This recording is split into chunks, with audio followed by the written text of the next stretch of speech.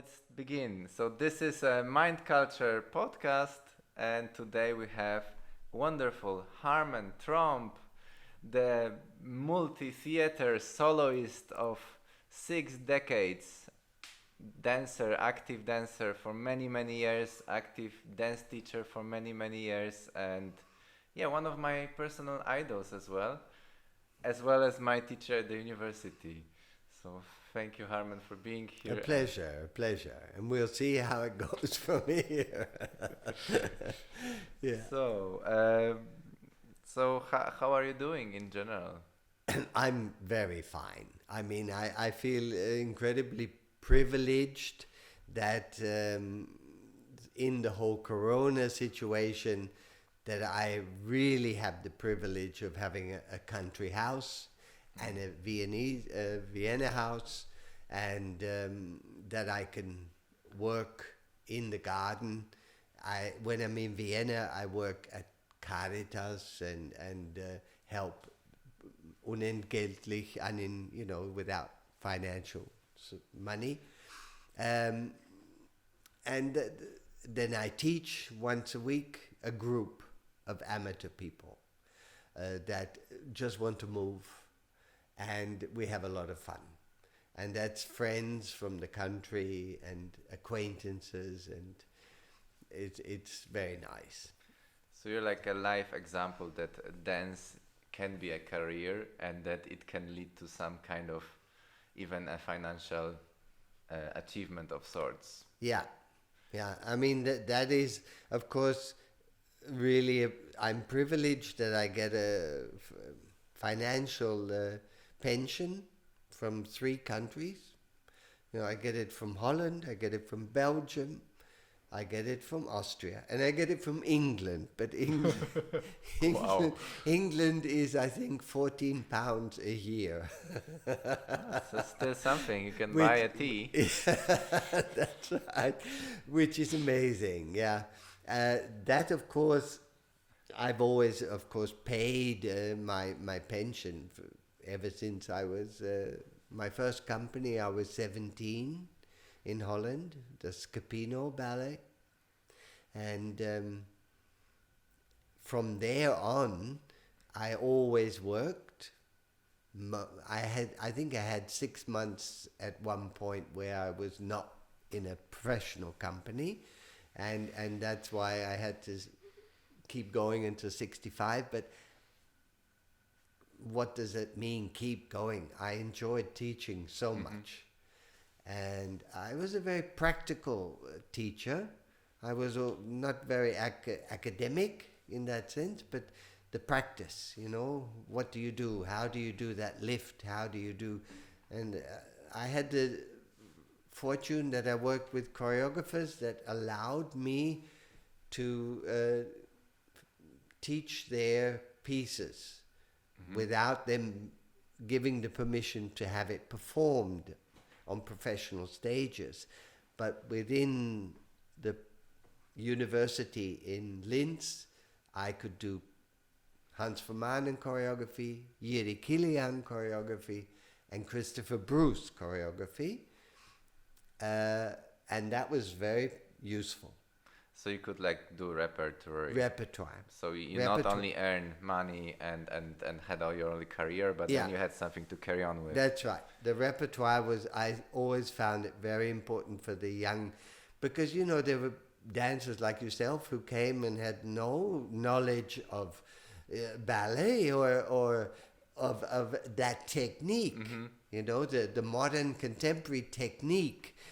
And we always found it important that a technical understanding was a tool that to learn, and then you could use it or you couldn't, whatever. You didn't have to stay with it, but they got the tools, and that was the most important thing. Yeah, like I came to the university, without so much of a technical understanding, Yeah. I would say. I remember. It was a little bit of a traumatic experience to be it is. faced with Yeah. like knowing that you don't know anything, this kind of sensation. No, I wouldn't say knowing that you don't know anything, but knowing that there is a lot more to know and to learn than what one had. What one has, one has. But to learn a lift or to learn a whole choreographic development, which is set and which has to be done the way that the choreographers set it, because that's how I learned dance. I mean, not completely. When I was a kid, I was lucky that my parents were artistic. My father was a painter, as one can see from behind. He was an academic painter, schooled and trained, and my mother was a swimming instructress, but they used to go when we were in Holland, when in the 50s, they went to a lot of performances of dance, because my mother loved dance, and they would go and also to, Sacre, and they would see Anna Pavlova, my mother saw, and Nijinsky, and they knew what the theater was about, dance. So they allowed you and they provided you with opportunities. They gave me luckily for me, because I was at the age of 7 in Australia, and that I'm talking about 57, where boys didn't really dance, especially in West Australia where we lived. And my parents, they just said, "Oh, you want to be a dancer?" And I said, "Of course I want to be a dancer." For me, that was clear.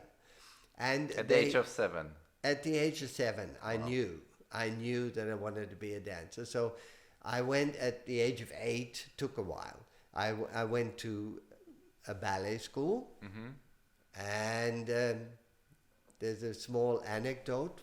I don't know if I should say it, but I think it's important, because I went to a RAD, English training dancing, and there was one teacher, and she used to brush her hair all the time. And of course, as an 8-year-old, I was quite fascinated that this teacher would. But at one point, she actually said to me in my face, "Don't you think it's a bit sissy that boys dance?" Ah. And of course, I hadn't even thought about it. I just wanted to dance. I didn't know if it was sissy or not sissy, but I became very quiet, and my parents, my mother especially, saw that I wasn't as jumpy and as bouncy as always, and she said, "What's wrong? What's wrong?" I didn't say anything for a few days, and then finally I said, and they were fantastic, because my mother said, "Get in the car." And my father drove. They went to the school. They went to the headmistress. And she said, "He's leaving your school straight away." Oh. And the headmistress said, "But why? He's so talented. And we love having him." My mother said, "This and this and this has happened. This is what your teacher said. I'll fire her straight away." My mother said, "Don't bother." Seriously? Yeah, she said, "Don't Wow. bother. It's too late. He's leaving. This is not possible." And then she found a Russian teacher. Her name was Kira Bushlov, and she had danced with Diaghilev Ballet. And she founded and started the West Australian Ballet and the school. And I was fortunate to become a student in her school. But at the age of 9, I was already on stage in a ballet called La Boutique Fantasque, which is like Puppenfee. And it was from Marcin choreography, and we were like English children and the French children, and they were rivals. But the love of theater, the joy of being able to perform started already at the age of 9. And then television, and then different pieces, always training, learning, but also performing. And that was so important. Yeah, I remember when I started at the age of 13, that was very late, and my my story is that I didn't even know that I want to dance, because I knew that I somehow like to dance, but of course, as you said, dance is a little bit sissy, especially for boys. Yeah. And You course, had that too. I mean, but I had it like inherited. I didn't have it from outside. I had it from inside. Oh, okay.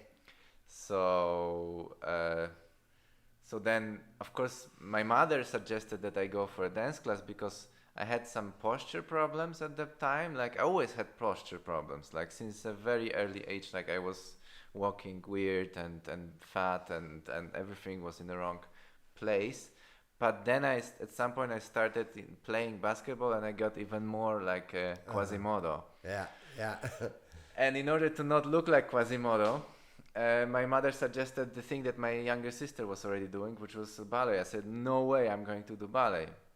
And then I went for one class of modern dance. Yeah. It was at the same school of ballet, but modern dance was a little bit more acceptable at the time. But then as soon as I started doing it, it was very clear that I want to dance, and then eventually I switched to ballet only, actually, because it had more structure. Yeah, yeah. Well, that's the thing. Yeah. But as I said, I learned the ballet, the steps and everything. But at the same time, you know, like my parents, you know, filtered like a Spanish dance, or there was a driftwood in the garden, and my father filmed it when I was the age of 7, and I did an imitation of the driftwood, you know, which was all really straight. Driftwood is like from the ocean, you know, so it was a roots basically, but it was a big thing that they had in the garden. And my father, being an artistic painter, he saw this wood and he thought, oh, that's nice in the garden, you know, when plant can grow around it. And you can see me in the film doing it very serious. I was always very, very serious. There's a film of me with 6 where I'm dancing to classical music from the radio. I'd never done a step in my life, but I was already turning. My feet were all turned in, of course. And I had the right gear. I had the proper shoes and the socks. And I wanted straight away to have everything the way it should be. And that, there's another, I think, important factor in my career, in my dance education. I was very bad at reading. We all were, because we had Dutch at home and then English, and then I had to do the first year once again from the age of 6 to 7. My mother went and said, look, they've all had the problem, but they pick it up, you know, when they find something interesting. And then there was a comic which was came from England, and it was called Princess Ballet or something, and it had different stories. And of course, whenever that came, I went into the bedroom and I read from the beginning to the end all the things without any problem. And what fascinated me the most, even though there was Nureyev and Margot Fontaine and their life and photos of them, what fascinated me the most was the story about a boarding school. A boarding school was a stupid story, of course, but it was about how children came together into a boarding school to learn to dance. And I think that has fascinated me always. So this was in a comic? It was in a comic. It was just a story about it was a made-up story. But the idea that you could be a group of people coming together to learn to dance was much more interesting to me than the big star Rudolf Nureyev doing his number. And I think that stayed with me always. I never had ambition to become the star in dancing. It was always something that a group. I like a group to come together, and that's why Tanztheater Wien became successful, because we were all in it together. Liz and Esther and Manfred and I, we all wanted to make modern dance happen in Austria, in Vienna. So, just for clarification, because Harmen, you've been dancing for Ballet de Valoni, Head National Theater. Yeah, Netherlands Dance Theater. Scapino was my first company. Then after 1 year, the ballet master at the time said, "What are you going to do next year?" And I said, "Oh, I think I stay," because I was 17. I was like a puppy.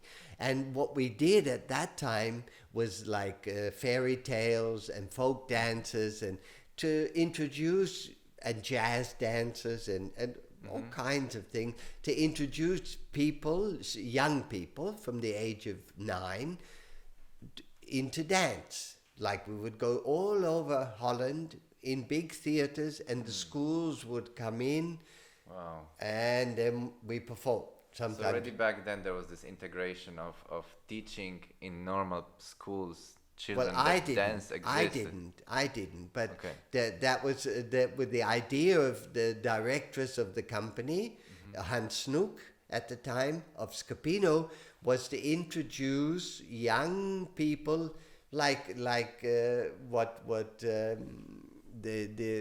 I've forgotten his name, but in New York they were doing this with music, you know, and we did it with dance.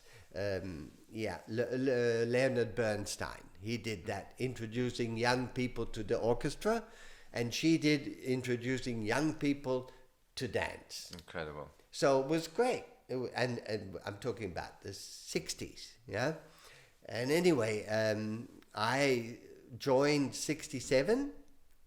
And just finished school, and, you know, not a very good academic student, but a talented dancer. And I thought, well, I'd stay another year. And the ballet master said to me, no, you're going to Netherlands Dance Theater. Because Benjamin Harkavy, at the time, one of the founders of Netherlands, he wanted to have me in the company. So I said, okay. And he said, but you have to cut your hair, because he's waiting behind the door with a pair of scissors. So I went, so-called audition, but it wasn't an audition because you were already in. It was clear that he wanted anyway. So that's how I went.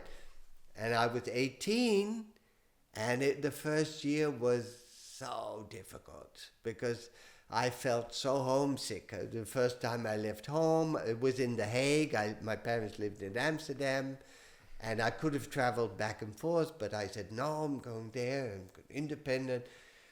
But I felt that all these dancers, much older, many of them, and so intellectual, you know, they read books and they went to galleries, and I felt like, you know, I'm lost here, I'm lost.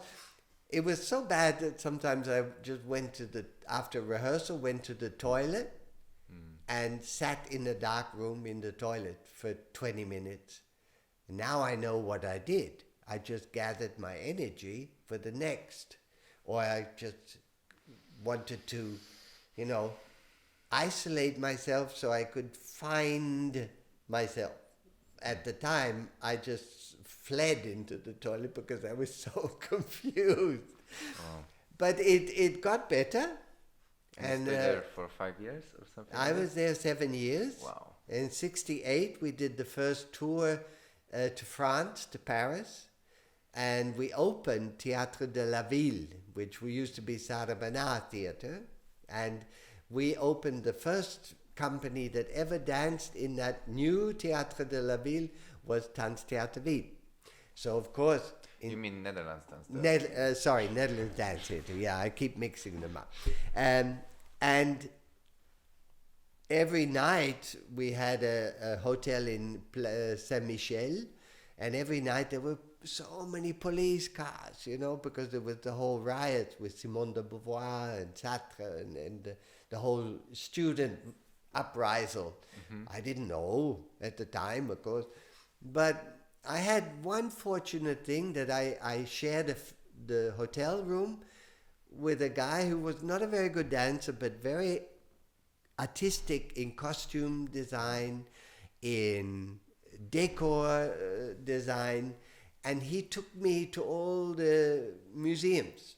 We would go Jeu de Paume, we would go to the Louvre. So I started to educate as well as not just the dance world, but a little wider. We went to the Marché aux Puces, which is the flea market and you know, my world, it got bigger.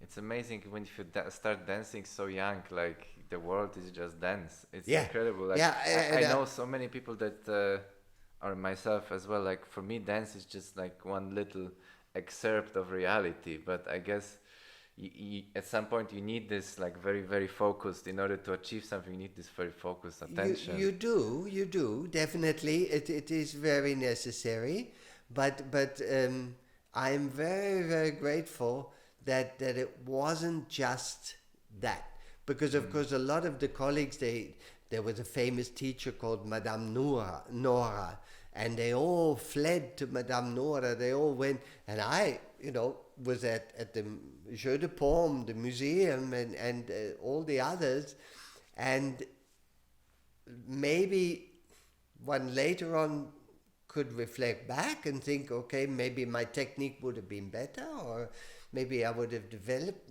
as a dancer more, but as a human being, all these other things were very important. Yeah. Indeed, Yeah. very important. And that went on. I mean, of course, we did a lot of tours with Netherlands Dance Theatre, and in 1972 we danced 82 performances in 89 days, and we danced in America, of course, in Brooklyn Theatre. Then we were in different theaters in East Lansing.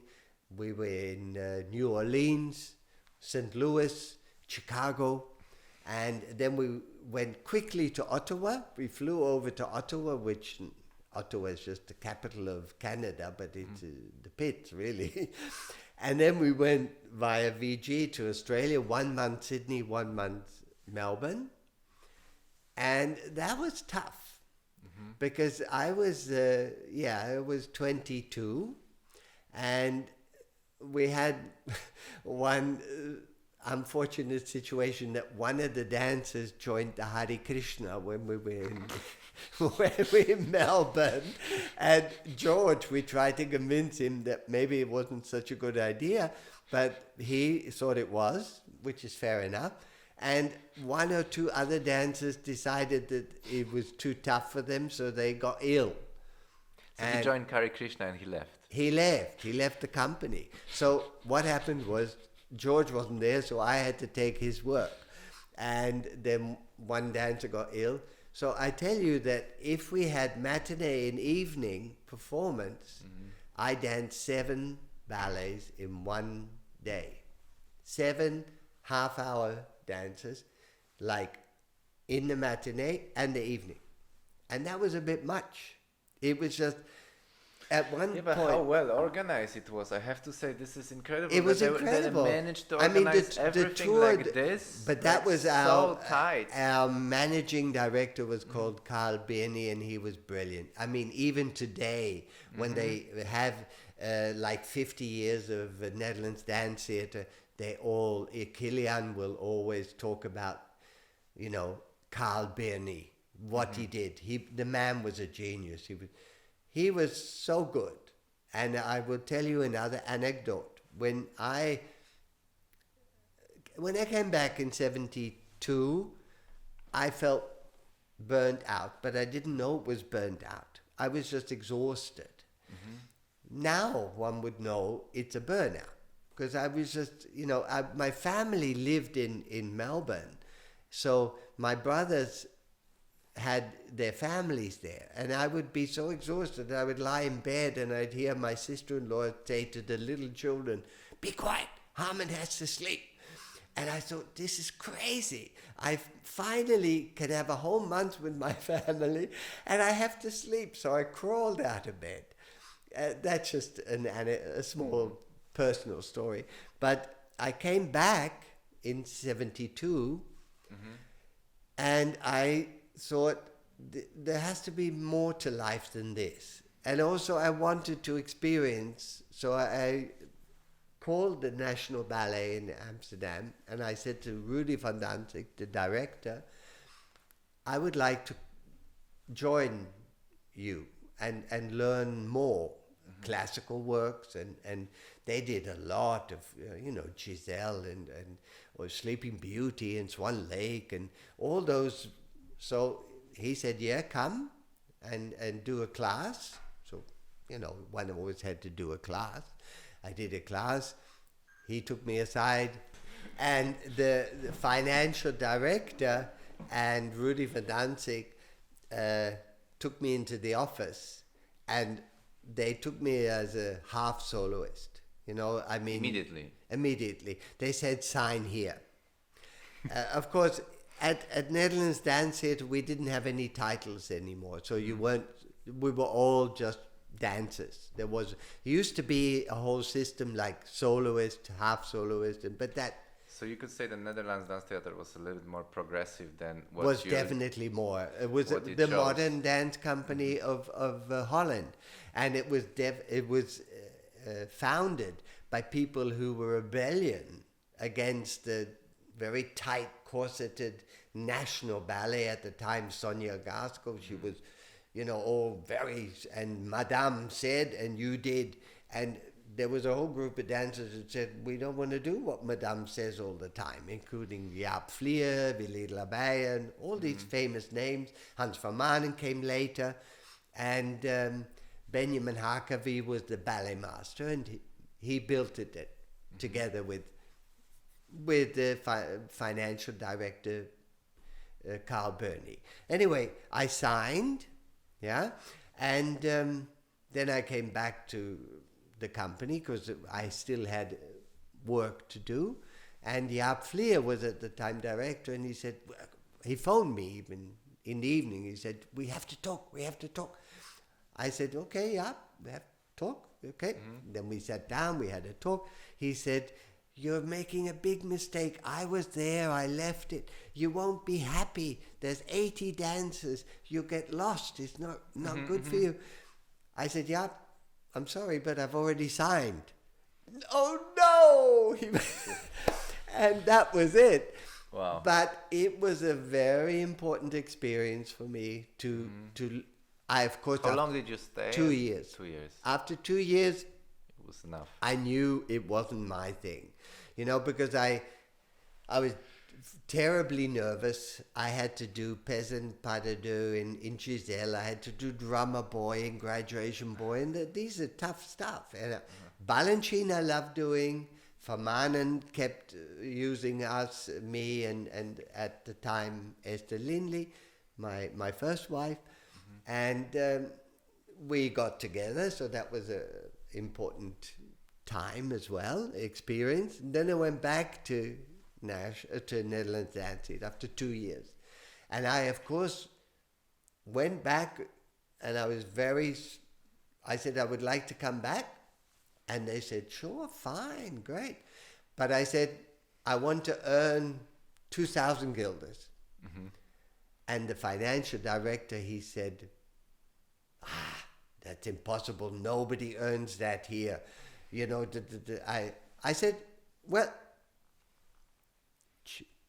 if I don't get it, then I don't come. There's me saying I want to come back, and then at the same time saying if I don't get that salary, because I knew I would have to support Esther and me in the beginning, And Carl Burney said, okay, well, I'll think about it. I'll talk to the others. I'll think about it, and I'll call you next week sometime. To play Vabank, like... Huh? You played everything on one card. I bluffed total. Well, I meant it serious too. I wouldn't have gone if I didn't get it. But 3 hours later, the phone rang and he said, "We agree, but you have to sign straight away tomorrow." he came back on that So one. I was a bit pissed. So I went, I had to sign. And of course, I was really put into job. I was really put in. I had to dance moves from Robbins. I had to dance it for Manen ballet. And there was another one which I can't remember. It was probably a Glenn Tetley, one of them. Anyway, at one point, I was pretty exhausted.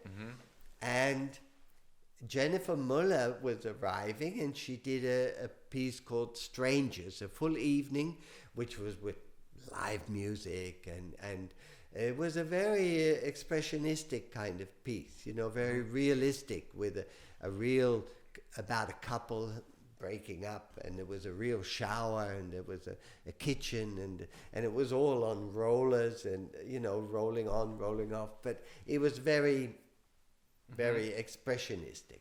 Anyway, I decided that I was exhausted, so I didn't go to the rehearsal. And Jennifer kept saying, "Where's Harmen?" And the dancers, they kind of went, no. They knew I was at home, but they didn't want to say anything. Anyway, Great. after 2 days, Carl Burney called me into the office. And this is one of the most incredible experience I've ever had. He said, "Harmen, you earn this and this amount a month.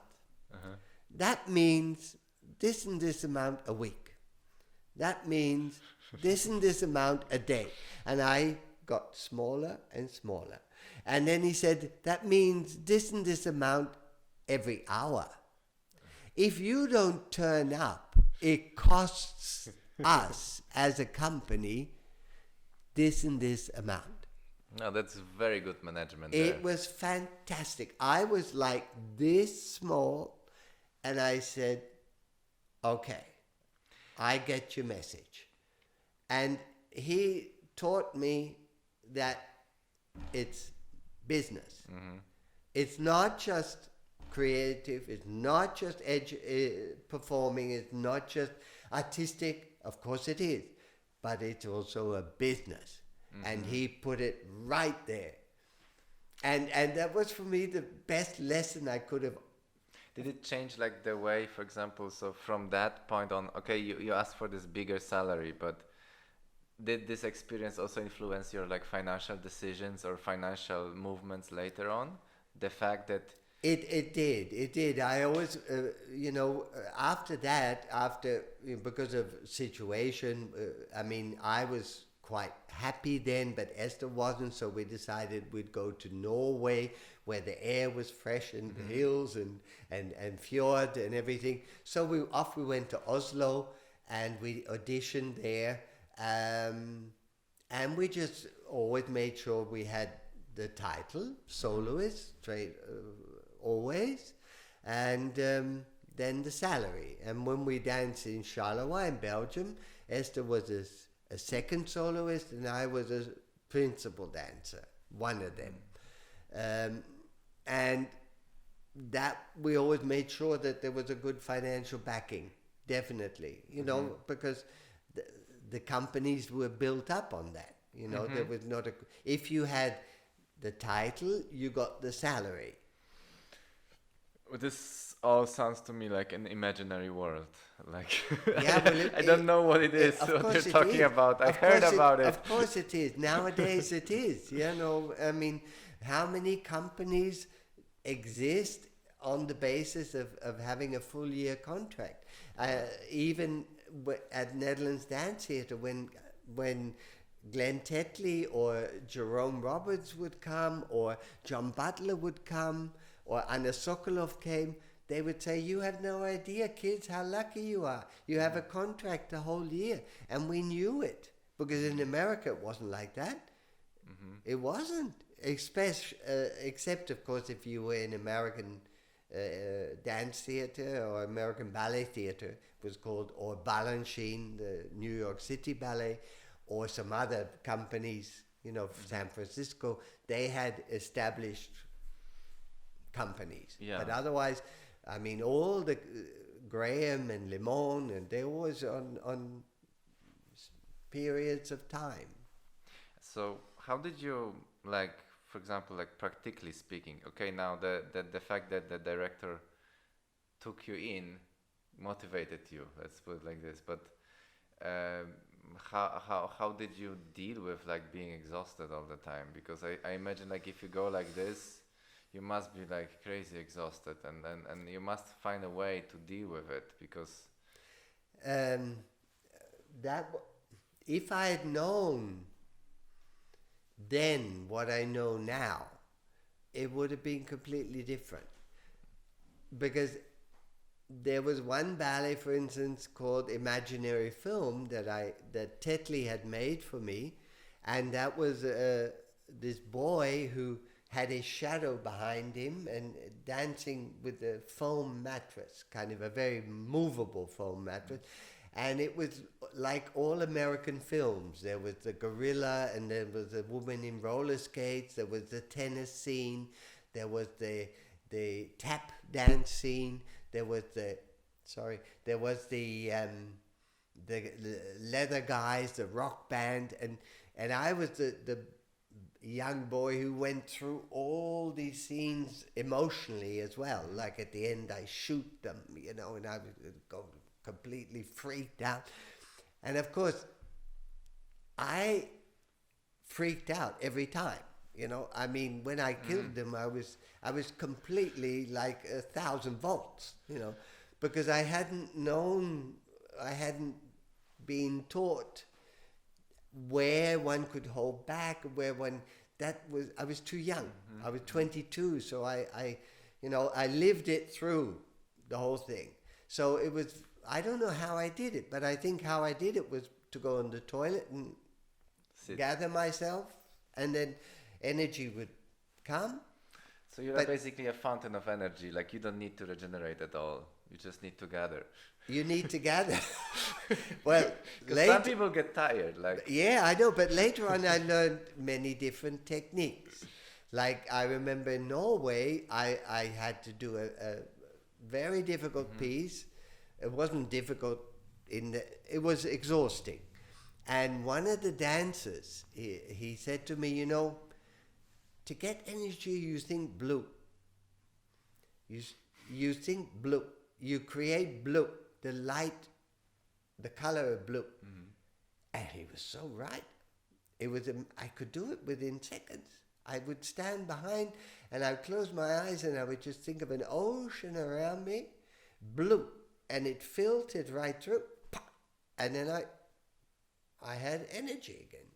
So that was, I've learned different techniques, and I would like to jump now, because when I left Norway, and then we were not satisfied. I was 26 or 27, and we didn't like it, so we left. Then there was a period of time where I didn't go, and Esther didn't go to a company, and we were in London, and her parents come from London, so we lived there, so we didn't have financial problem. But we took a class with a very old teacher called Andrew Hardy. And he had taught at the Royal Ballet School in the 60s or 70s, but now he had his own studio, very damp, in Kensington. And he came from the Legard system and the Cecchetti system, where every Monday was the same class, Tuesdays, Wednesdays, so it was a structured class, and the students knew that he had private students. So we came. We had been advised that he was a good teacher from somebody in Norway, so we went. And he was old and couldn't leave the chair, and he never left a chair. So we had to learn the different days quite soon, quite fast. And then at one point he started to correct me, and I got nervous because I thought, oh, these other students, they're all paying and he's giving me so much attention. And, you know, I had to stand with my arms up in the fifth position or third, whatever system you use. And then my leg was in front of me and I had to go through the first position to the back. So I learned to balance. And in the beginning, I was all over the place. And then he would say, move your left heel a bit more. And then, what about your right side and your left shoulder? A little bit more strength. And after a couple of weeks, something flashed in my brain and I thought, this guy's teaching me how to teach myself. Mm-hmm. How to become my own teacher. Because his voice, you know, just kept going. So, you know, my heel would go forward and my brain would say, what about that shoulder? You know, and that was the best thing that ever happened to me, in one of the best things, because I was 26, 27, I started to learn a system that I could teach myself. So from like being moved around like a seaweed, I guess. That's right. Yeah. You have to become some kind of your own. Your own, you know, because in the beginning I just did what the choreographer said. And of course I did it, and then if they liked it, then... But do you think being your own teacher, because I for me, like I can totally relate to that, but I have the feeling that there is a certain amount of naivety that is really important for following the idea of being a dancer. What do you think about that? I wouldn't call it naivety, I would call it instinct. Okay. There's a certain amount of instinct that you have, and there's trance even. Mm-hmm. You know, I always used to say to my students, all the thousands of performances that I've done in my life, there was maybe one hand or maybe two, maybe, that where the performances were brilliant, where they were perfect, where everything worked. And that happens very seldom, but it's a kind of a drug, you know. Mm-hmm. When you have experienced that performance, then you want to go up to that level. Right. You don't want to go, you always go, but you don't want to go as deep as you've been before. So that's like virtuosery. Like I think you mentioned some kind of a state of constantly improving yourself. Yeah. Upon like the feedback that you got from the other performance was a certain feeling, and you knew it was good. Yeah. And then you need to take this feedback and bring it up always. So basically being addicted to something and constantly improving the dose. And the interesting thing is that in my case, it didn't come from ballet masters or ballet mistresses or choreographers or, you know, telling me. It came from something within myself. Mm-hmm. I can give an example. I always, in Charleroi, had to dance. We did lots of tours in France, all over France, with Étoile de Paris. So Romeo was an étoile. Michel Denard or whatever, you know, Vlasi was the woman, but Labisse was the husband. And they would come and they would dance Romeo and Juliet. If I was dancing in Charleroi or in Belgium, I did Romeo as well. And I always felt Romeo was much more my character and much more I felt. And Mercutio was a kind of a fiery, you know, dancer that used to come from Beja. He was small and he was very fast and quick. And whenever I had to dance Mercutio, I didn't like it because I wasn't fast and quick and I didn't have that. And then I had to do it again in Vichy, I remember, like yesterday. I had to dance Mercutio and Vichy. And I thought to myself, I woke up in the morning thinking, and then I thought, okay, you go to the theater, and this was like at 10 o'clock in the morning or 9 o'clock, and rehearse for yourself. I went to a big theater in Vichy, and there was a guy called Xavier, and he was a technician for the sound, but he was an assistant, and he was young and eager as well. And he was messing about with the sound. So I said, hey, Xavier, est-ce que tu peux porter cette pièce-là, this beat, this part? And he said, oui, bien sûr. So off we went together. I wanted the solo, I wanted the entrance, I wanted when Mercutio comes into the open plaza, the place. And we repeated, and every section I thought, I want to do this full of energy. I want to do this and that, and then this, I want to really play, and then one more time, what it is. It was Prokofiev music, so it was very...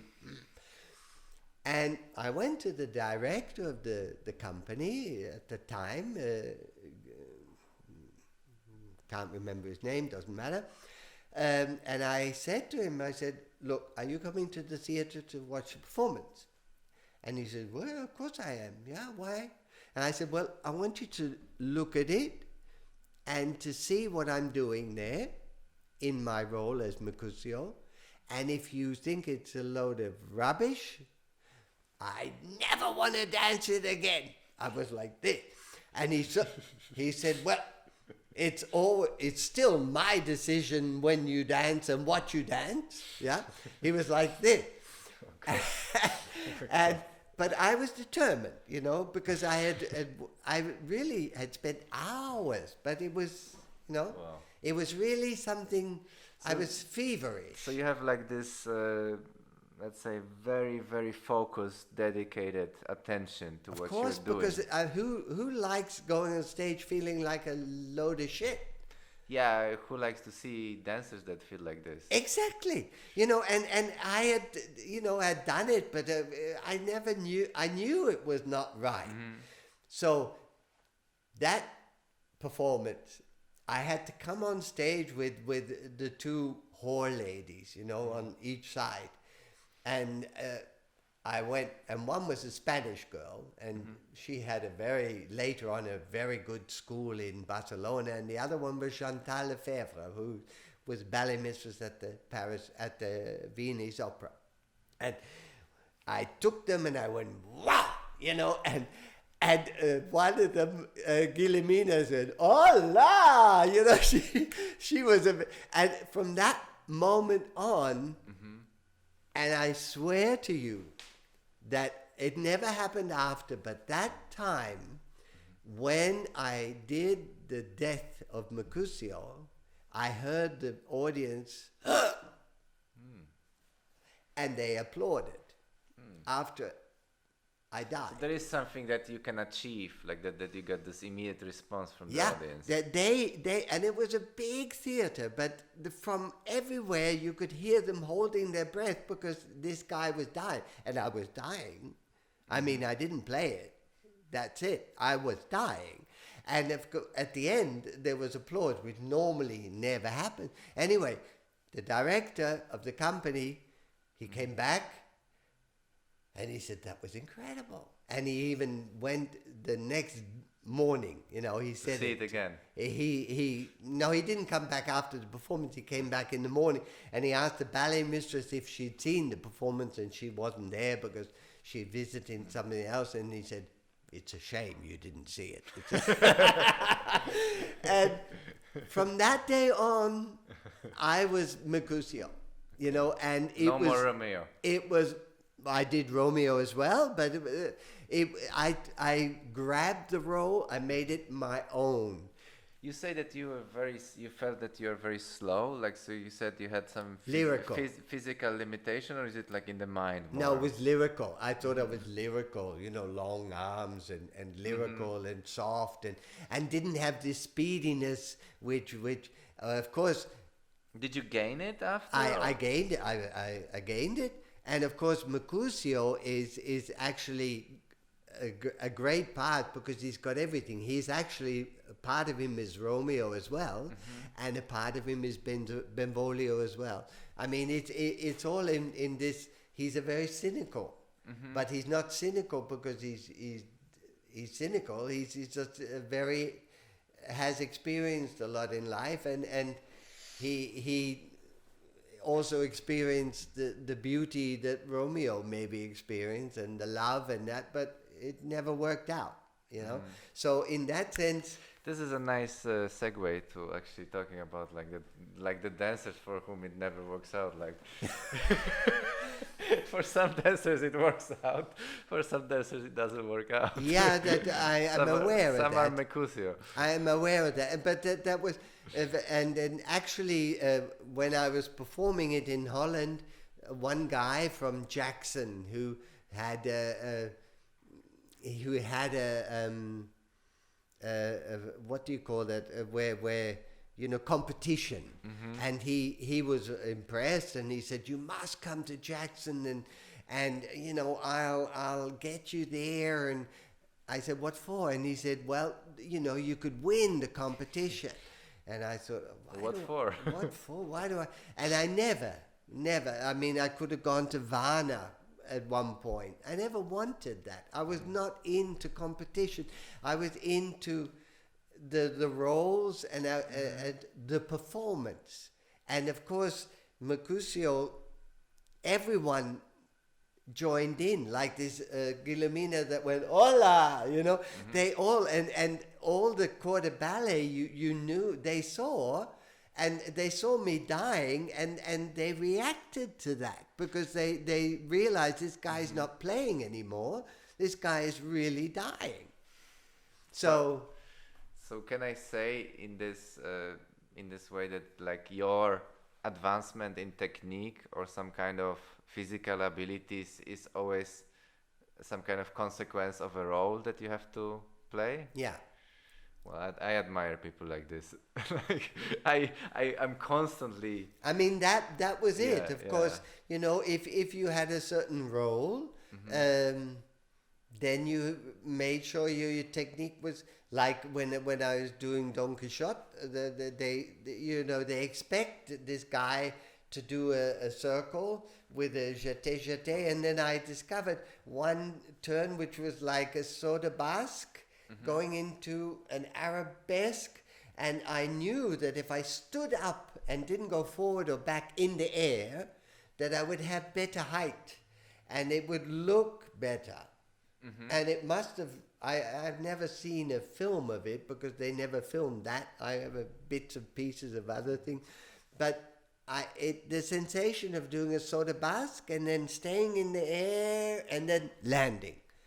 And how do you like relate this? Because you say these are amazing experience like on big stage, I imagine, right? Yeah. But then you also dance sometimes on small stage. Sure. And can you achieve this feeling on a small stage as well? How is it? Because I have to be honest, like I've also, like when I was doing ballet, I really felt this. It was like a big thing for me. Or when I was like on the university stage, which was, it was a bit small, but still even there, I felt it. But then sometimes I perform in a contemporary context, and these are very small places, and I don't know. It's just. I think you can. It's just different. So I would just like to explain one thing about jumping. I was never such a good jumper. I didn't have a natural ballon.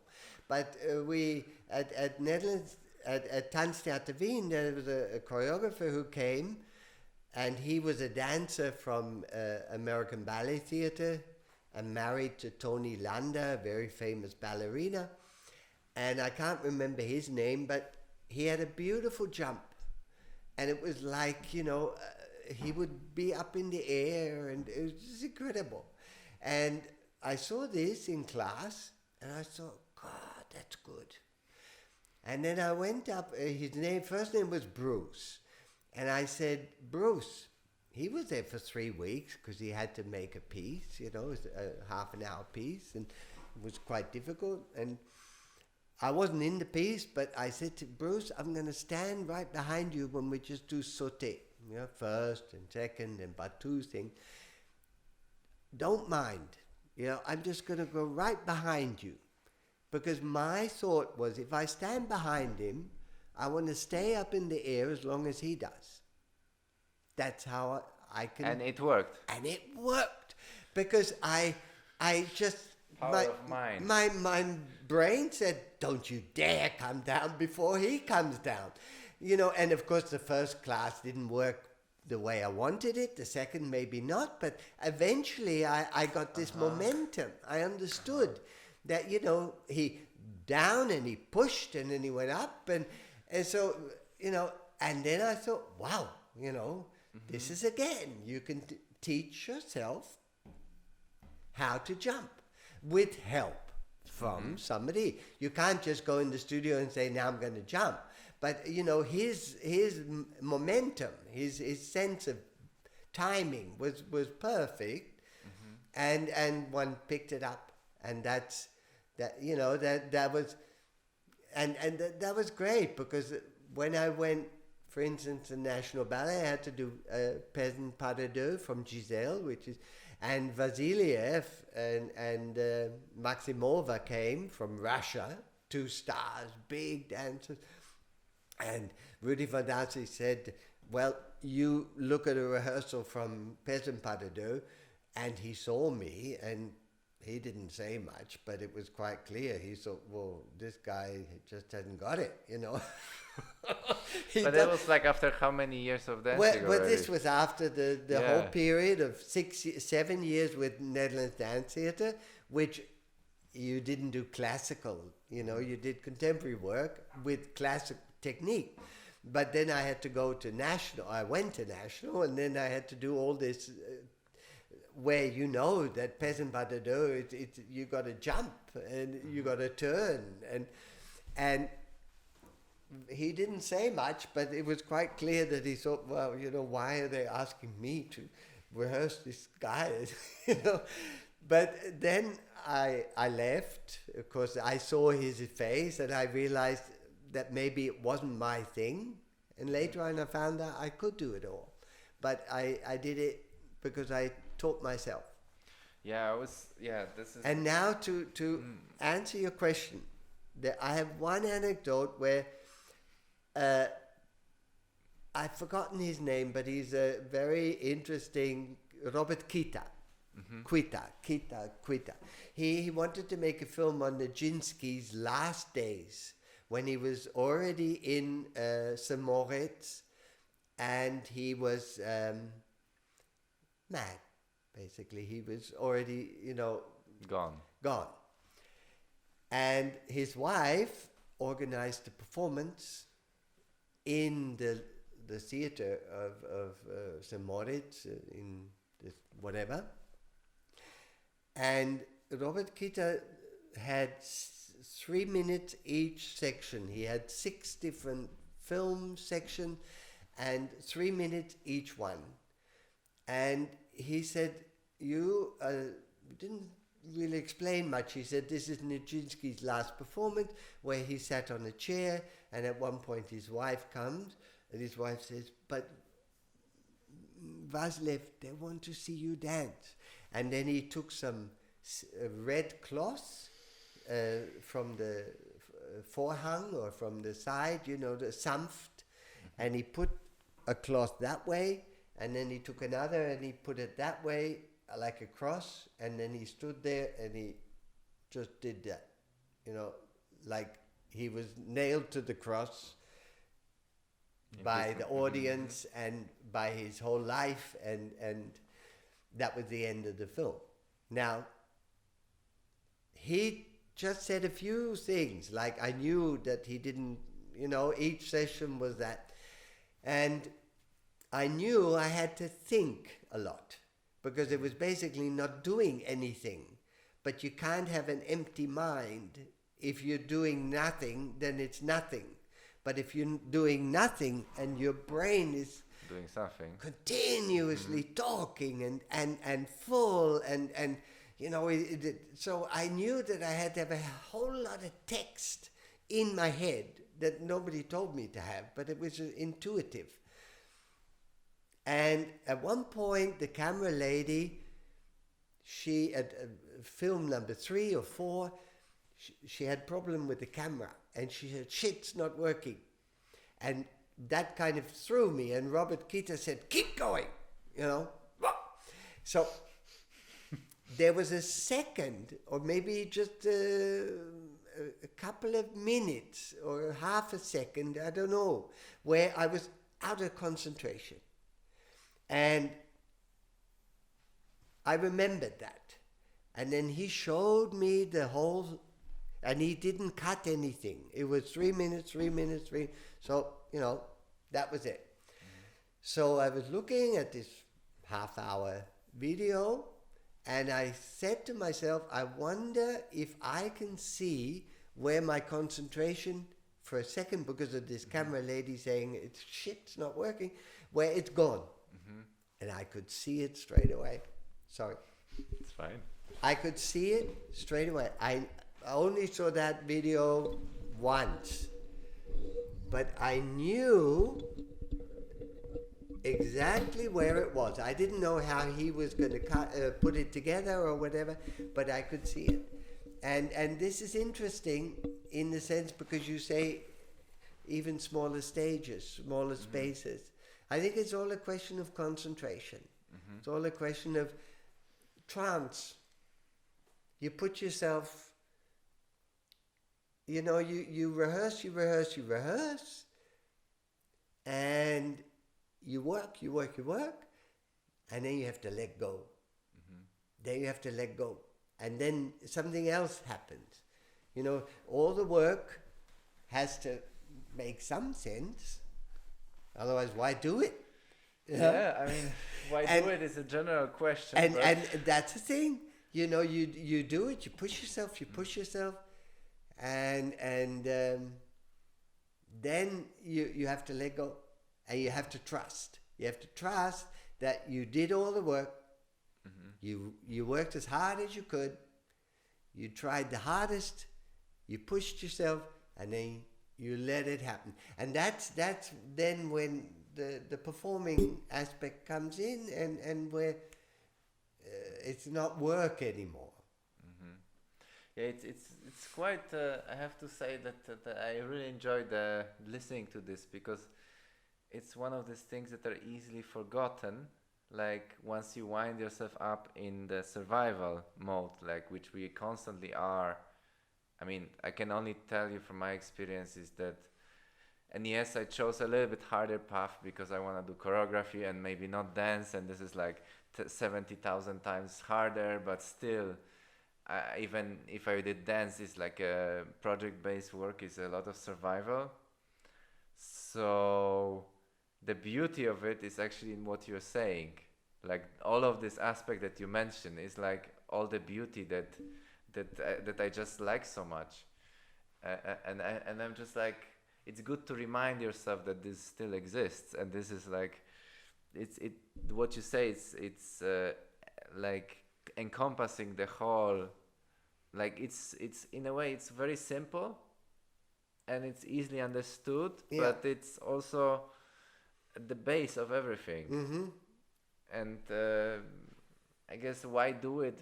Exactly for this thing, for this one moment. Yeah, for this one moment, and sometimes it works and sometimes it doesn't. But as I said, it's like a drug. You have this moment, it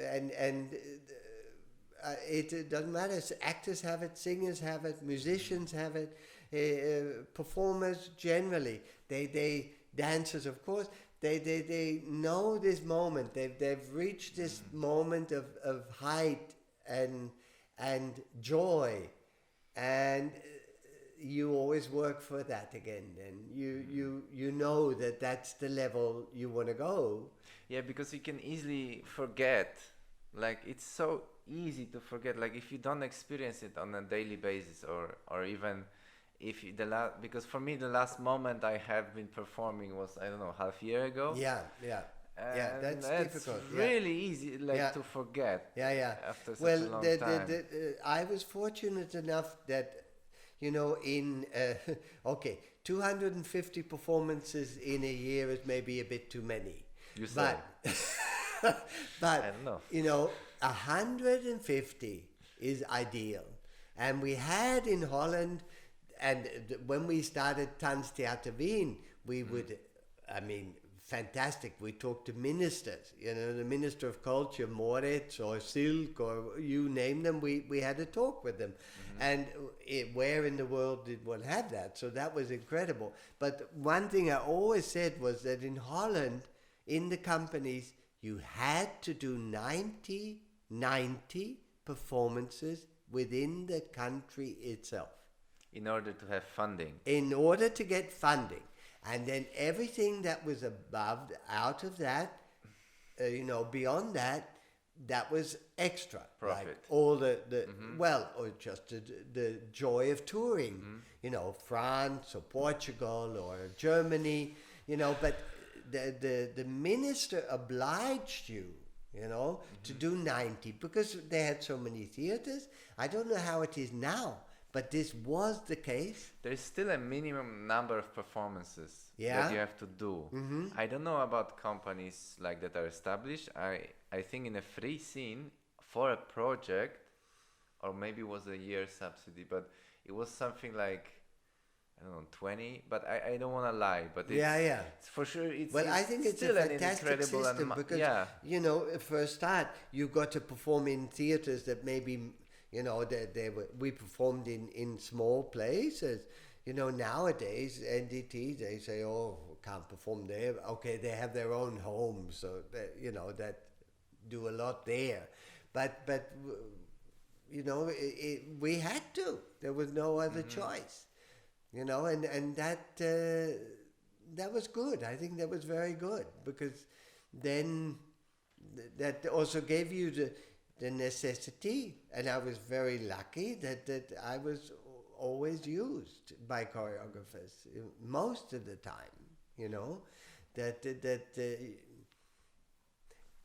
there's one other anecdote which I'd like, because that was the beginning actually. As I said, I joined 18, and Glenn Tetley came to do a piece for the company. He didn't know a name, or he always worked with the dancers and created, unlike Vermanen, who knew everything, you know, every step, the music, everything was So clear. Glenn was more contemporary. Yeah. But Tetley worked with the dancers. Anyway, there was a whole group of names on women and men on the cast list. And the music was from Subotnik, Mortem Subotnik, and the decor and the costumes were Paul Tech, who's a very pop artist, basically. Yeah. And the name Tetley, of course, rang a bell, and I had just joined the company. It was, you know, I was there maybe 2 months or so. Anyway, he came, and I thought to myself, oh, wow, Tetley, you got to see that. So I wasn't on the list, but I went to look at the rehearsal, and there was a little stage, and then a big rehearsal room. At the time, we thought it was big. Later, it was too small. And I was watching, and he was just working with the guys. You know, there were 3 group more and 2 soloists, even though they didn't have that. Well, they had the name still. And at one point, he said to me, come, join us. And I went, no. And he said, come on, you can join us. And I said, well, I'm not sure, because... And he said, why? I said, well, my name's not on the list, and I'm not sure if the direction will be, you know, annoyed if I And he said, oh, all right. Well, of course, the next day, whose name was on the list? My name was on the list, you know. Yeah, but this is a big. I think this is really important to get it out there because, I mean, I have the feeling that there is this huge misconception that if you're not like a part of something, then you cannot be a part of something. Like I feel like people give up too early, and then I feel that like the choreographers, at least the ones that I know, are just usually nice people, and they, if they see a spark of interest, even a small tiny spark of interest, that's already like a huge thing for them always. I think so too. I think you're right. I think, you know, the interest and the hunger to learn and to be part of something was always there. Was always there.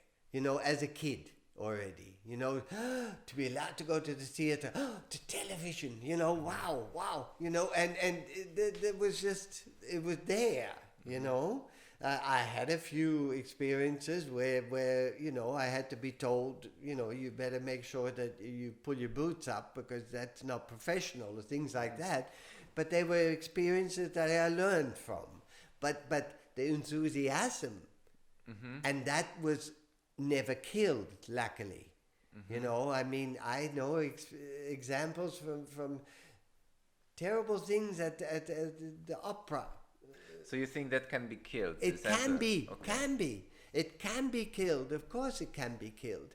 If you don't give every child a chance, it doesn't have to be the best chance in the world, but there's an experience, for example, when I was teaching for 8 years at the opera school, yeah, because Bergmeier wanted me to teach ballet, and I taught modern first, and he said, I'm sure you... So I had 14 boys in from the age of 10 to 14 in one class. And there were, of course, some that were really ballet boys, beautiful feet, you know, and they became soloists later on. But there were also hip-hoppers and breakdancers, you know, like Attila Zanin and who now, you know, work made nice careers. And for instance, there would be for Carmen, there would be the regisseur coming, and the gouvernante, this terrible woman, would sit next to him, and I would see her fingers pointing at the ballerinos. And I went up and I said, look, Annemarie, I'm sorry. This is street urchins. They don't have to have beautiful feet. Let the boys that won't be chosen for doing solo work in Nutcracker or whatever, let them have a chance. They all need the experience of going on stage, feeling what it's like. Yeah. She would not let it happen.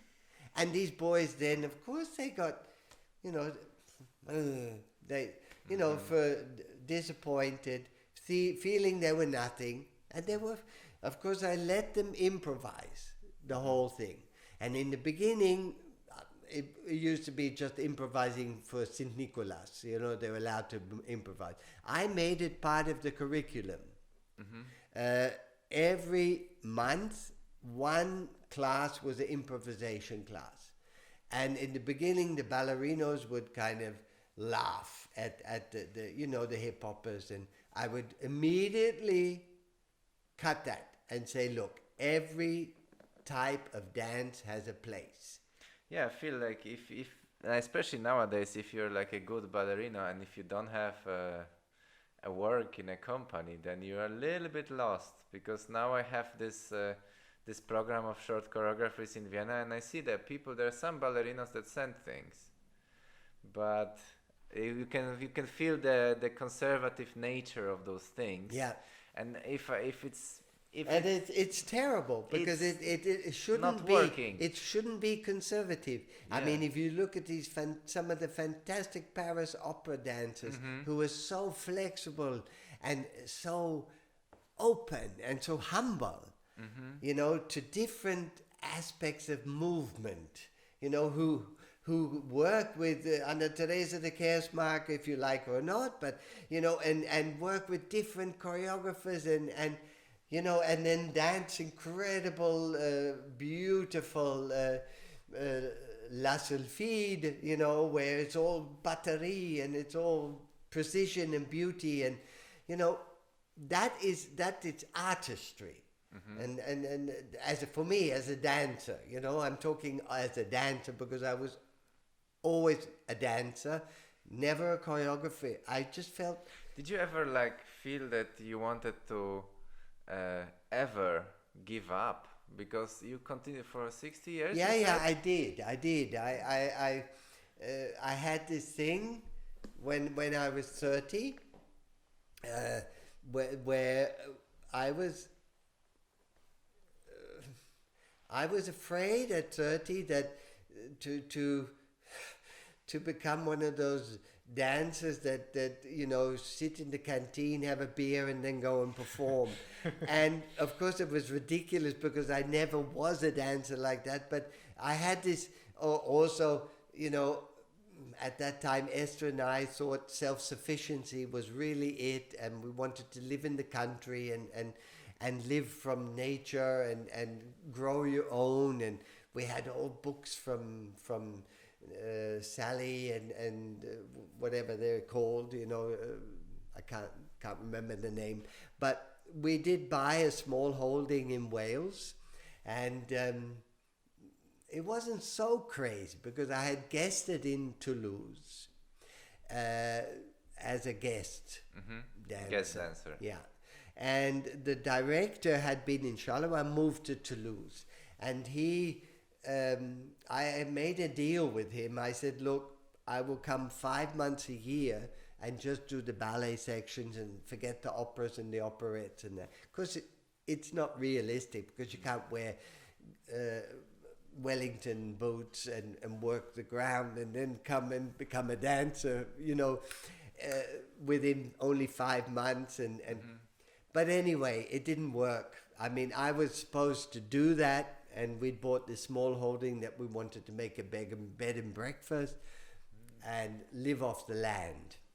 And anyway, he called at one point and he said, look, you can come, but the intendant only wants to give you a year's contract, and I said, okay, forget it. I've already bought this place, So I was out of work, basically, and there was a ballet school there, and a very terrible one, but I went and I said, I'd like to teach. And the lady said, Mrs. Smith, she said, well, anyone can say that, can't they, dear?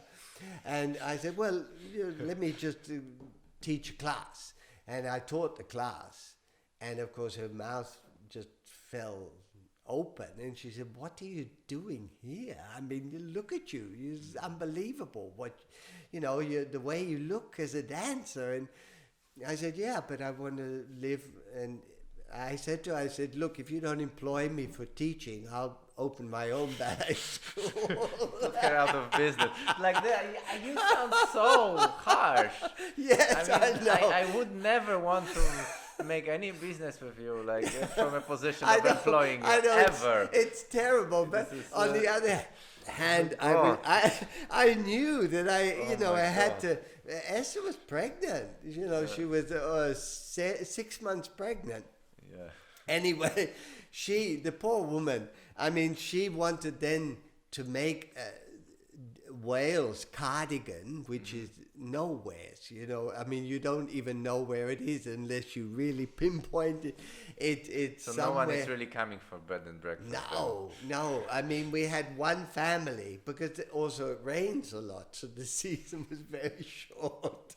Anyway, she then went to the bank and wanted to make Wales and cardigan the center for dance with me teaching.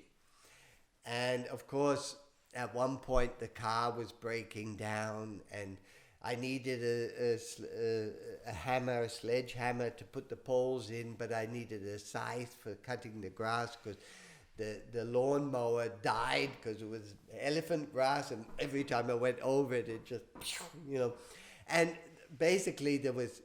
So the prosaic life was that brought you back to The normal the everyday, harshness. and Esther being 8 months pregnant. Yeah. And I thought, what the fuck am I doing here? You know, this is not working. So I went in the house and I said, this is not working. And Esther said, I agree. You know, it's not working how we thought it would. And then I called Charleroi, where we had been. And the ballet mistress had liked me very much, and then she was a dancer too, and we had done a lot together. And I called and I said, Menia, I'd like to come back. Do you need any dancers? Well, she said, we already have 4 soloist principals, but come back and I'll talk to Jorge. And Jorge was her husband, and he was the director and the choreographer. So I thought, how can I manage this? Because I had not done any classical or any proper, and you have to show a solo. So I thought I'd do Nutcracker because that's the shortest solo. The Nutcracker. It's very short. I thought my stamina can just make that, you know. And I trained up. Esther trained me a bit in the solo. I went to Brussels with the train, London, from our place to London, then London overnight, went to Brussels. I was nervous as hell, of course, because I needed the job. And I did the audition, and the financial director, he said to me, I suppose you would like the position that you had when you left, soloist principal. And I said, oui, c'est beaucoup mieux pour le moral, for my morale. So today's podcast is about financial negotiations.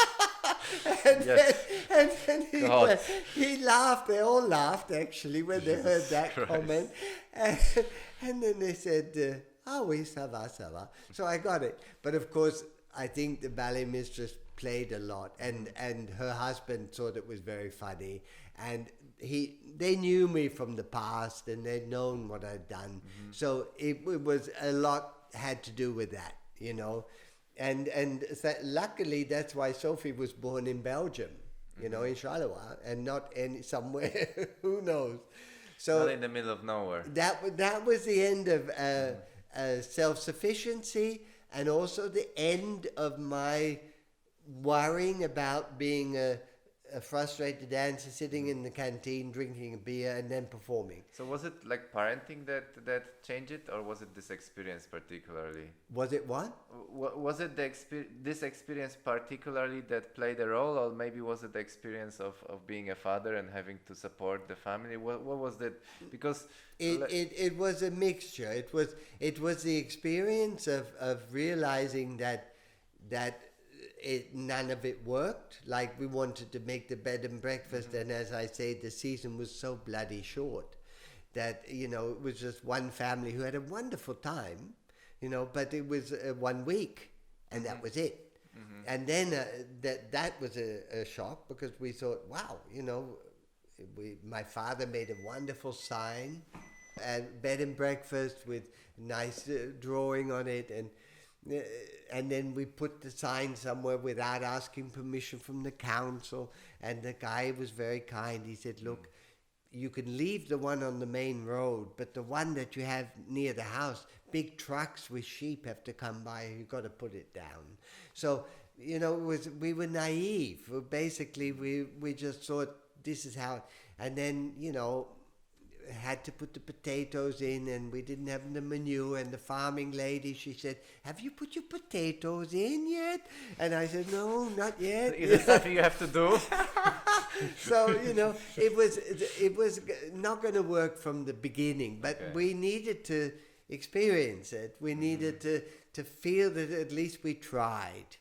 And it was something to get out of our system, you know, because, you know, we had our disappointment aspects in dance as well, you know, where, you know, you were told, great that you came, and then one of us would be used really well, the other one not, and this was changing all the time. But for a woman, it's much more difficult. If you're a soloist, there's usually 5 soloists who've been waiting for years to get a role. Oh my God. You know, and this is just, and that's why Tanztheater Wien, that was great. Because so Tanztheater Wien is the dance company that you founded that we founded together with Liz, Mem, and Esther and me, and we were equal.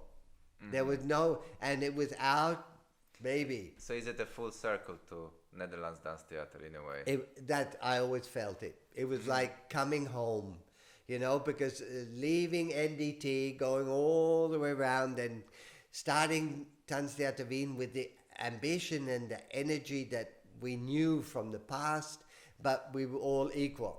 You know, Liz did the choreography. Esther was great in lots of things. I was good in lots of things, and she had her fans, I had my fans, and nobody ever was put, you know, down or not given anything. It was, you know, it was our baby, and we did good work, of course, because we started a whole something. And what was how did you compare, like, for example, the scale maybe and the experience of having a company in Austria after all of these years to, for example, the first company that you had, which was the Netherlands Theater? How does it compare? Like, well, I mean, I think experience. that you can compare NDT in the beginning phase and Tanztheater Wien also in the beginning phase, because NDT was a group of rebellion dancers that the pianists used to wear gloves to play the piano because it was so fucking cold in the studio. They had no heating. The dancers wore caps and hats and shawls. And, I mean, I wasn't there at that time because I only joined in 68 or 60, 67, 68. 68. And that was, of course, it became, you know, it started in 59, the company. Yeah, so 10 years is already that was big. a really big step, and it developed and it got support, but they fought and we fought. I mean, we were so arrogant with Tanztheater Wien. I must say that Homunculus had been already 2 years in existence, and we didn't know about it. We were Austria's contemporary dance company. I see. That's it. And we found out later, but we were the company.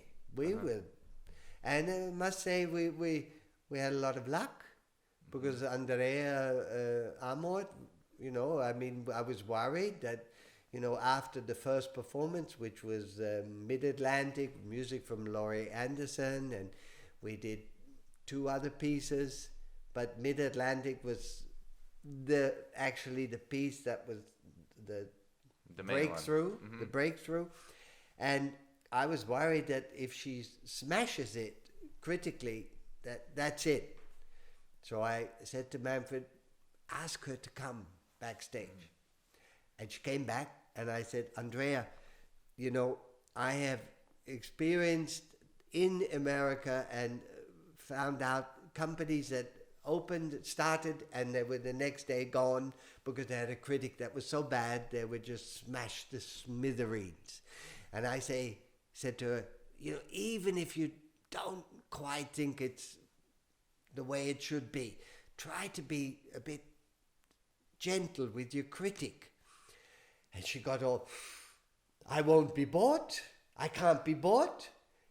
And then the next sentence was, but I don't know what you're talking about. I thought it was fantastic. I said, great, perfect. Keep it like this. Keep it. And then she wrote. Don't drink anything today. And then she wrote a critic, and the headline was lightning bolt in the dance village, Vienna. And that, of course, brought audience into that. We had 10 days. And at the end, Manfred had to send people away because in Künstlerhaus Theater, there was not enough space. And they were sitting on the steps already. And the police, the fire brigade said, and the Theaterpolizei said, I'm sorry, but we cannot have more in. There's already there too many. Wow, I just think about the village, dance village Vienna. That kind of resonates. Like what it was, wow. it was amazing. Of course, of course, there had been great things happening as well in the opera, but not in this way, and because we had the background. Liz had the background from Stuttgart. She had the background from seeing Kranko work. She had also Royal Ballet School. Esther also. I had the background from working with Van Manen and Kilian and all the other Robbins and Anna Sokolov and John Butler. These people who had big names. Mm-hmm. So you didn't carry that with you and say, I worked with a big name, but it was part of your luggage. You had it. You had it in you. You didn't need to pump up all these names, but you had the experiences, and that's what makes a difference. That was the pieces that we made. If I look at them today, some of the videos, I think, wow, we were really progressive. And we didn't know. Progressive comparing to today, you mean? Yeah, even today, we were doing mad things, like Pavilion, really weird with musicians and an actor who was really an Esther freaking out, and me with cucumbers, and it was all about the cult of body.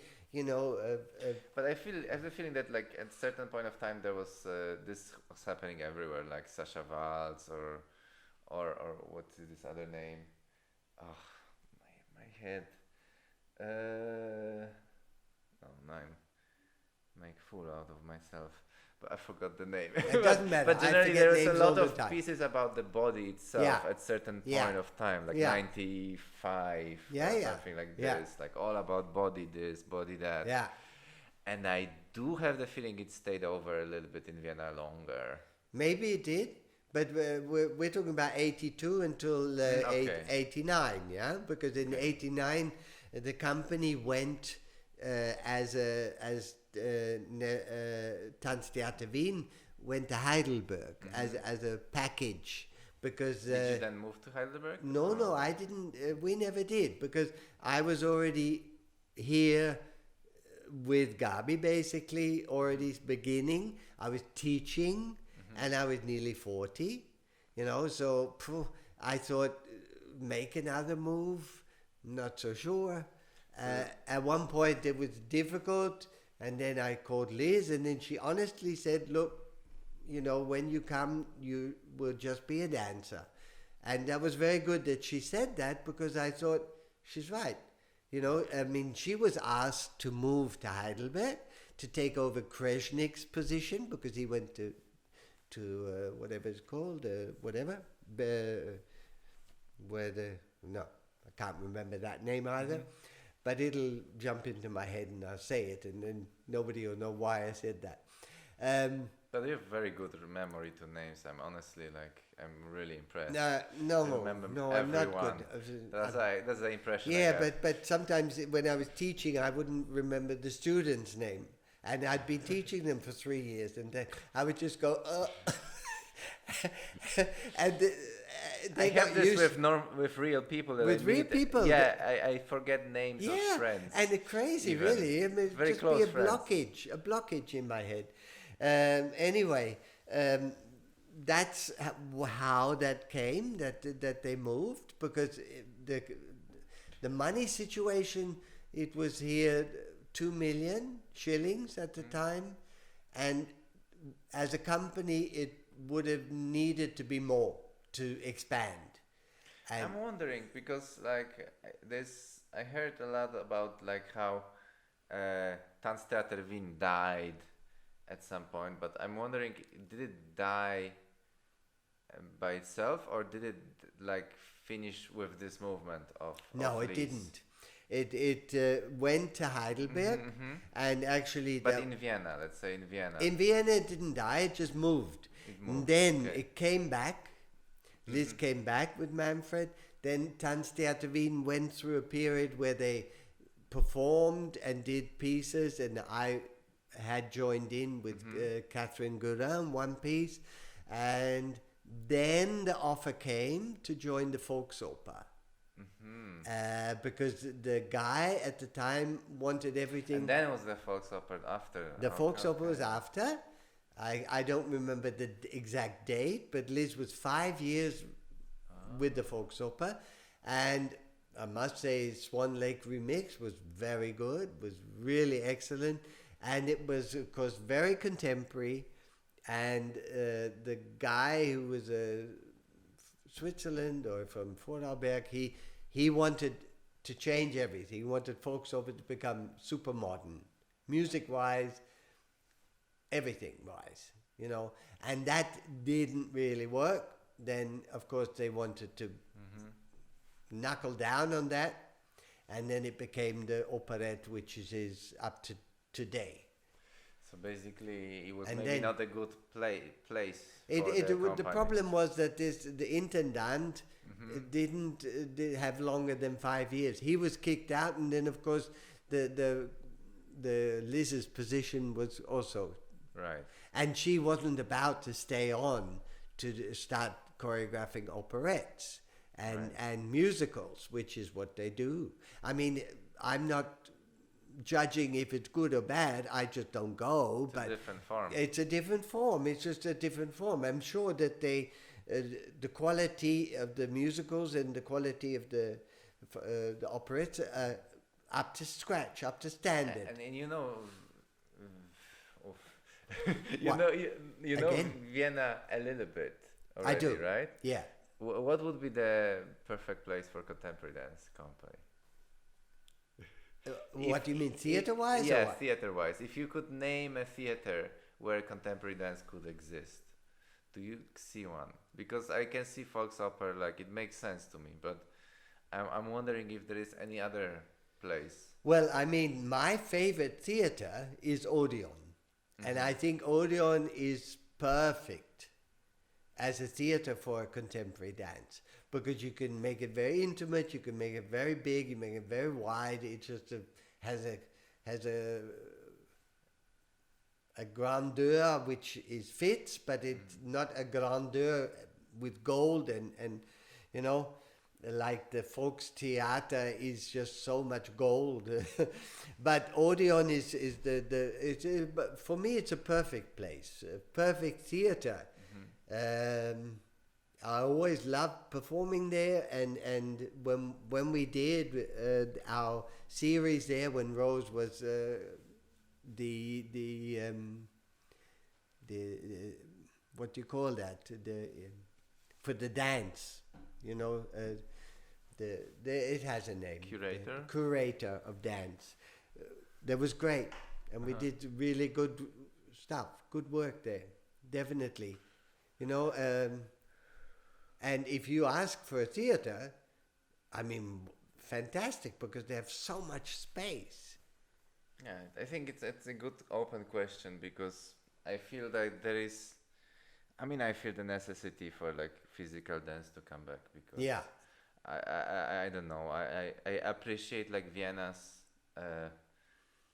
what is it called, actionismus kind of heritage, which is like performance heritage. It's big, it's important, and it's for sure can fuel the creativity, but I really feel that dance needs Yeah. to exist as well, Yeah.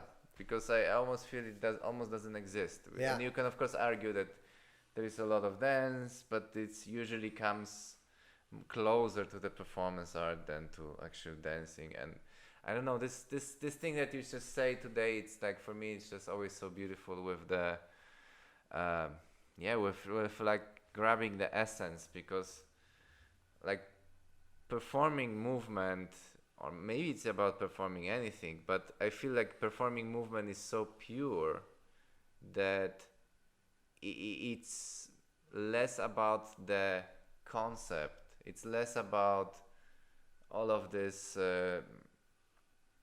things that you put on top of it. So less about, I don't know, creating a political difference or statement, like having a strong message, or it's beyond, I don't know, having an complying with certain kind of ideology, of opposing and some kind of ideology. And I feel that dance in Vienna is always about some kind of manifestation of some kind of political problem that is there to solve.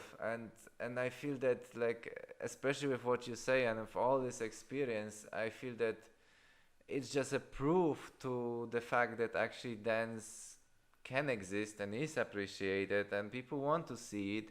And it doesn't have to be so, I'm not saying that you haven't been political in any way, but it doesn't have to be political. And yeah, that's all I want to say. I think political knowledge and statement always is part with it.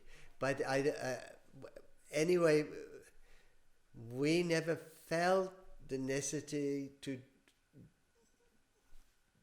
jump down people's throats with it, you know, to kind of stuff it down their throat, because it can be very subtle, you know, as well. And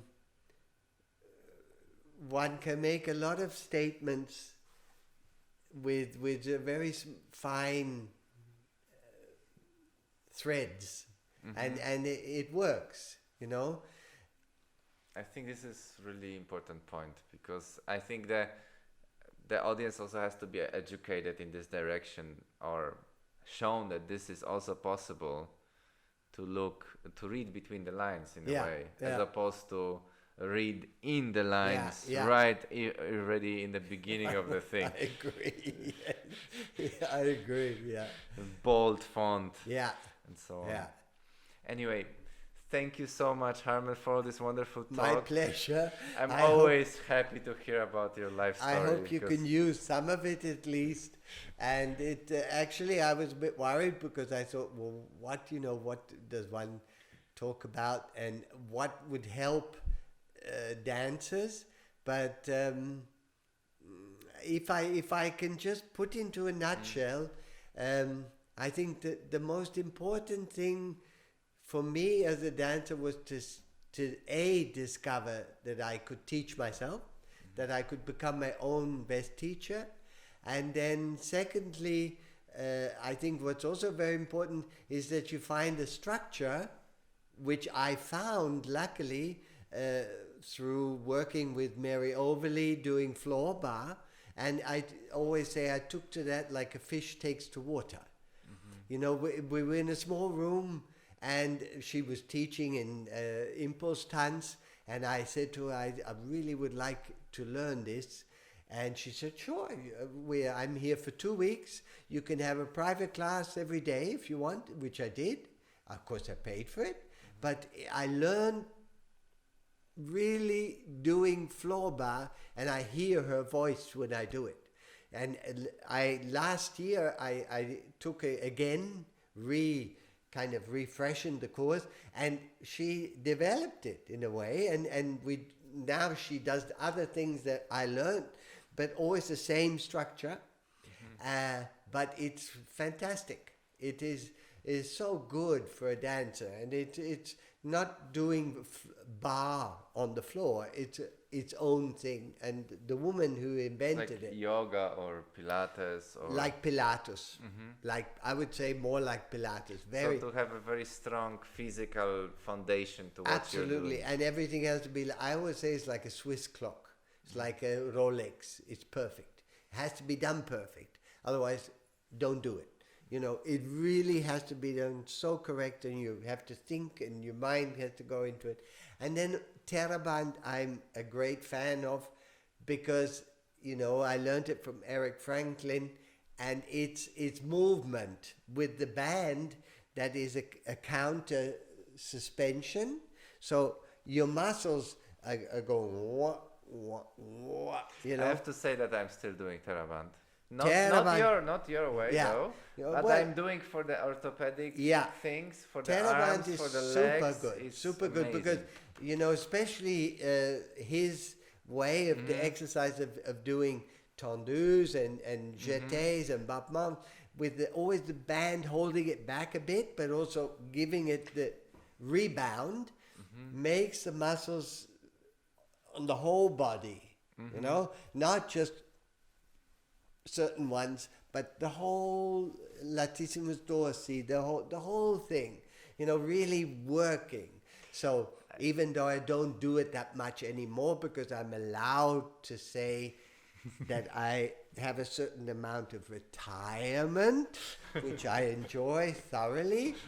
And now I do work in the garden and I do know how to plant things and I do love the roses and the flowers and it's wonderful. But I'm very fortunate that I also learned these when I needed them. One thing, I always felt things came when I needed them. Things happened. But I think this is also the approach that you have, because Yep. you take things that... But you learn it. I remember being at Netherlands Dance Theatre very low, they're very down. And one point I woke up, I used to also smoke too much grass and it wasn't good for me. Netherlands. Was not good for me.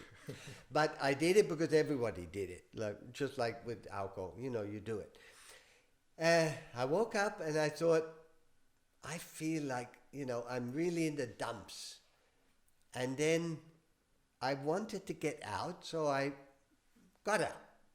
And then I said to a friend, I said, I feel like there's hands ready to pick me up, to support me, to hold me, to guide me.